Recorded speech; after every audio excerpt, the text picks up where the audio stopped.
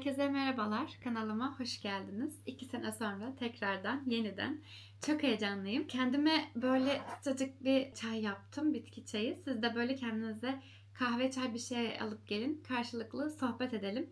Ya da ne işle meşgulseniz dinleyebilirsiniz.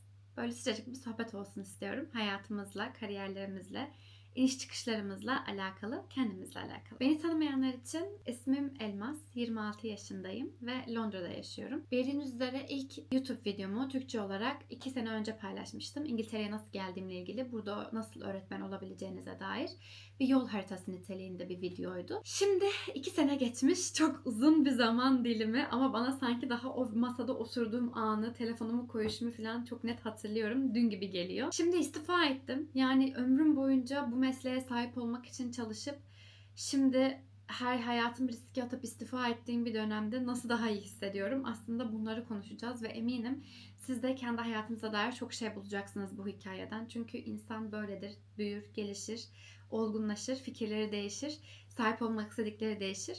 Ve bu sürecin tadını alabildiğiniz zamana geçtiğinizde en kaliteli vakti kendinizle geçirmeye başladığınızı fark ediyorsunuz ve böyle bir aydınlanma yaşıyorsunuz.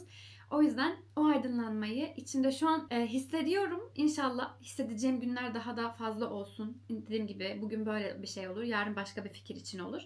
Ama bunu da beraber paylaşalım istiyorum. Çünkü arkadaşlarımdan özel olarak DM'lerden çok fazla hikayen çok ilham verici gibi şeyler duyduktan sonra dedim ki yani ben bunlara sahip değilim. Bunlara belki öyleysem de verilmişim. Allah bunları bana nasip etti. Nelerin çabasında bu tarz hediyeleri hayatta alabiliyoruz, güzel şeylere ulaşabiliyoruz. Onlardan da bahsettiğim bir video olsun istiyorum. Başlayalım. Ve konumuz Londra'ya uzanan kariyer yolculuğum ve sonrasında istifa etme hikayeme dayanıyor. En önemli başlıkla başlamak istiyorum. Neden istifa ettim? Hayatımın en belki de kariyerinin parlak olacağı ve belki de en gelişmeye yakın köşedeydim. Çünkü yaklaşık bir sene kadar öğretmenlik yaptım. İkinci senemde takım liderliğini üstlendim. Londra'nın iyi okullarında, yani outstanding diyoruz, o tarz bir okul öncesi kurumunda takım liderliği görevini üstlenmiştim ve öyle ki son reddettiğim iş müdür yardımcılığıydı. Gitmeyeceğim dedim. Şu an düşündüğümde hani desem ki 3-5 yıl önce işte Londra'da kariyer hayalleri kuran Elmas'a işte sen Londra'dan böyle bir teklif alacaksın, bir de reddedeceksin üzerine falan. Beni tokatlardı galiba ama o Elmas çok değişti. Eminim siz de geçmişinize bakarak çok değişmişsinizdir ya da değişeceğiniz bir yoldur ya da kendinizi tanımaya çalıştığınız bir yol. Süreci kabullenmenin zorluğu hakkında konuşmak istiyorum aslında bugün. Çok şey var ya konuşacağımız. Müdür yardımcılığı görevini aldım. Gitmek istemedim vesaire. Sonra ben işte takım liderliği görevimden istifa ettim. Ne için? Aslında ani bir karar gibi görünen ama Londra'ya geldiğimden beri içime tırmalayan bir his için istifa ettim. Çok derin bir konu. Londra'ya gelmek, burada bir iş kurmak, yani burada bir kariyer sahibi olmak benim için yapılacaklar listemin en birinci hedefiymiş. Onu anladım. Yani ben şu pozisyonda şöyle çalışmak istiyorum. Benim oydu. Londra'da bir konumda, mesleki bir konumda kabul alıp çalışmam. Ve kabul aldım, geldim. Büyük bir şok tabii yani benim için. Çok çalışıp gelsem de nelerin beklediğini bilmediğim için çok büyük bir şok. Dünyevi bir şeylere ulaştığınız zaman o tatminkarlık hissi galiba hiçbir zaman olmayacak. Ben onu anladım bu süreçte. Çünkü oldum buraya gelip hayallerimi gerçekleştirince. Şimdi ne yapacağım ben?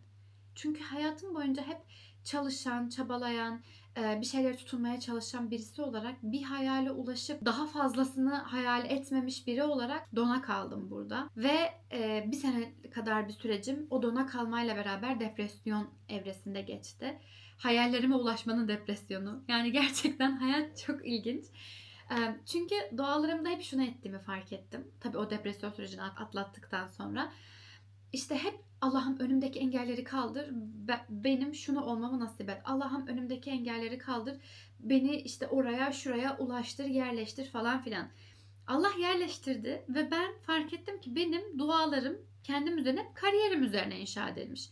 Yani ben bunun duygusal boyutunu düşünmemişim, ayrılık boyutunu düşünmemişim, buradaki yaşayacağım yaşam koşullarını düşünmemişim. Yani benim için olay ben gideyim de orada bir meslek sahibi olup kariyerimi kurayım, gerisi okeydir gibiydi. Ama ne yazık ki buraya ulaştıktan sonra insanın işte duygusal mücadeleleri, hayat mücadelesinin farklı bir anlamda evrilmesi, bütün kariyer hislerimi, geçmiş hedeflerimi bana unutturan bir hale geldi. Neyse yaklaşık bir sene sonra buna da duygusal olarak adapte olmayı öğrenip o depresyon sürecini atlattıktan sonra içimde şu oluşmaya başladı. Elmas, sen Bunları elde ettin. Peki ya şimdi? Peki ya şimdi ne yapacaksın? Hayatta yaşın 25'i geçti. Buraya geldiğinde 23'tün. Şimdi neler yapmayı planlıyorsun? Yani bu kadar olamaz. 23 yaşında tüm hayallerine ulaşamazsın. İnsanın hayali bitmemeli. O yüzden kendimin daha derinliklerine inmeye başlayarak benim daha büyük bir amaca hizmet etmem gerekiyor fikrini oluşturdum. Bu süreç tabii şunları da anlamlayamadım. İşte kendini %100 işe adayan insanlarla karşılaştım. Özellikle Avrupa'da, yani manevi ve dinsel olarak da değerlerin daha az yaşandığı ya da insanların bu kadar bağlı olmadığı bir yerde insanların amacı tamamen iş. Ve bu beni çok derinden etkiledi. Müdür olabilirim, yarın başka bir şey olabilirim, müfettiş olabilirim. Ya bunlar olabilir şeyler ama ölüp gidecek birisi için bunlar sence de çok basit şeyler değil mi yani ya? Bilmiyorum. Şu bahsetmeye çalıştığım şey dünyaya daha manevi bir iz bırakmak, daha değersel bir iz bırakmak ya da bıraktığın izin bir anlam kazanması, bir şey olması. Sadece işte meslek sıfatına bağlı birisi olarak ölmemek, kariyer sıfatına bağlı birisi olarak ölmemek. Anlattığım şeyi umarım geçirebiliyorumdur. Bu benim içime çok yara olmaya başladı. Yani ben ne zaman öleceğimi bilmiyorum ama öldükten sonra ne olarak bahsedecekler mesela benden? Yani benim kariyerimle olan inancımı bilmiyorum, öldükten sonra kim ne kadar bahseder. Bu benim gurur duyabileceğim bir şey. Başkasının gurur duyabileceği bir şey değil. Ama benim bu dünyada başkasına sağlayacağım bir fayda ya da başkasına vereceğim bir emek, yetiştireceğim bir çocuğun içsel duyacağı teşekkür beni öldükten sonra da tatmin edecek olan şeyler aslında. O yüzden daha büyük bir amaca hizmet etme gereksinimi duydum. Hayalimin en büyük noktasına ulaştıktan sonra. Kariyerimde yükselmeye devam ederken bu farkındalıklarla beraber dedim ki evet, içinde bir ışığın yandığını fark ediyorsun. Daha büyük bir potansiyelin uyandığını fark ediyorsun. O zaman bu potansiyeli neye dönüştürebilirsin? Ve yaklaşık bir senedir de bu soruların üzerine düşünmeye başladım. Ben hayatta ne yapmak istiyorum? Sadece kariyerle tatmin olmuyorsam hayatta kendime daha farklı ne değerler koyabilirim? Hayatta daha başarılı, daha tatmin nasıl hissedebilirim sorusunu kendime sormaya başladım. Ve bu soru beni ta en başa götürdü. Çok ilginç. Beni götürdüğü soru şu: ben aslında kimim? Bu çok basit, hepimizin duyduğu ve üzerine düşünüp bir dakikasını harcamadığı bir şey. Ama size temin ediyorum, bu sorunun üzerine çok dikkatli düşünmeye başladığınızda ben bu sorunun cevabını kendime 3 günde verdim. 3 günde verdim. 3 gün. Yani belli bir rakam bence 3 gün kim olduğunu söyleyebilmek. Soru aslen şu: sen mesleğin, bulunduğun çevre ve koşullar, hatta adın bile olmadan kimsin? Dindirin. Bir daha dinleyin burayı. Durdurun ve düşünün. Bana ilk bu soru sorulduğunda direkt işte ben Elmas, işte Londra'ya geldim. Kariyerimi şu şekilde tamamladım. Şurada okudum. Bunlar değil. Bunlar benim kim olduğum değil. Bunlar benim bazı sıfatlarım, doğru. Ama içten içe kim olduğum, bir yere aidiyetim olmadan benim özümde kim olduğum gerçeği ve bu soru gerçekten insanın özünü de değiştirebilecek bir soru. İnsanın kendini tanıyabileceği, yeteneklerini keşfedebileceği, neyi sevip neyi sevmediğini anlamlandırabileceği ve kendine baştan yol çizdirebilecek bir soru. O yüzden lütfen bu soruyu kendinize çok dikkatli sorun. Bir yere not almanızı çok isterim, üzerine daha uzun düşünebilmeniz için. Sorduğum sorudan sonra fark ettiğim şey hayatta verdiğim daha büyük değerlere hizmet etme duygusuydu. Tabii ki bu benim elhamdülillah manevi olarak inancımı da çok bütünleşen bir şey zaten. Yani daha büyük bir şeye hizmet etme, daha büyük bir şeye fayda sağlama gibi. En ufak yaptığın bir şeyi bile Allah rızası için yapmak gibi.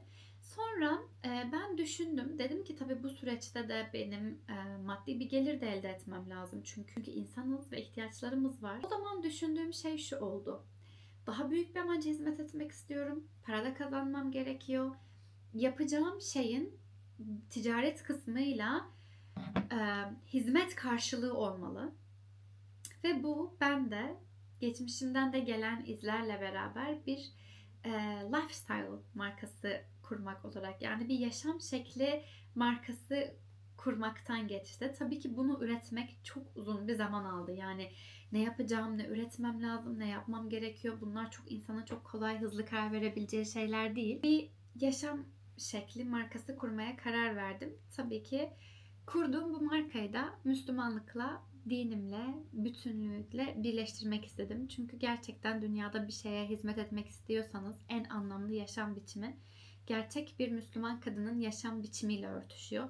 Kendim asla o kişi olabildiğim için değil ama o yolda olmak istediğim ve o yoldaki hedefime ulaşmak istediğim için kendimin de yürüyebileceği bir yol inşa ettim aslında. Ve yaşam şekli biçimi olması gerekiyordu. Şu an hala projenin üzerinde çalışıyorum. Yani satacağım şeyle bu zihniyet olayını nasıl birleştiririm? Aklımda çok güzel fikirler var. İnşallah dualarınızı bekliyorum o konuda da. Daha tam hazır olmadığı için söyleyemiyorum ama takip ederseniz eminim ileriki videolarda konuşup değerlendiririz diye düşünüyorum. Ve kısacası kendi markamı kurmaya karar verdim bu yolda. Ve ürünlerimi aldım, çekimlerimi yaptım arkadaşlarımla beraber. Sağ olsunlar bana çok yardımcı oldular. Evime bir stüdyo kurdum. Böyle kendi başıma, kendi işimin hem marketing temsilcisi, işte hem sosyal medya manager, hem web site kurucusu, böyle kendi kendime bir öğrenme yolu içerisine girdim.